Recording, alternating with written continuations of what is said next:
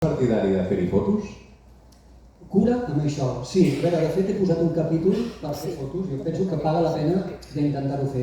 Però el que mai no pots fer, un error típic, és estar tan pendent de manipular una càmera que tu et perds visualment i gaudeixes d'aquell minut que és impagable, d'aquells 3 minuts que és impagable. És molt millor no fer fotografia, ja les trobareu per internet, totes seran més o menys igual, no, mentira, trobareu molt millors que les que podem fer.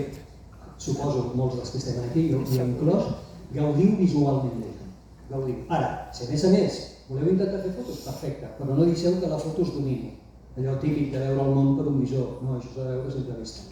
De manera que ja explico aquí que qui vulgui fer fotografies haureu de practiqueu setmanes abans, de dia, a com manipular la càmera, perquè les condicions d'il·luminació aniran canviant constantment. Com manipular la càmera sense haver-la de mirar i sense haver d'estar pendent de canviar tu, perquè llavors l'eclipsi és d'allà amunt. Tu has de ser capaç de morir l'eclipsi i sense mirar la càmera anar disparant i anar canviant. I això es practica i no hi ha problema de fer-ho, però ho heu de practicar. I si no ho podeu fer, s'ha acabat fotografia. A un no és la manera de gaudir d'això.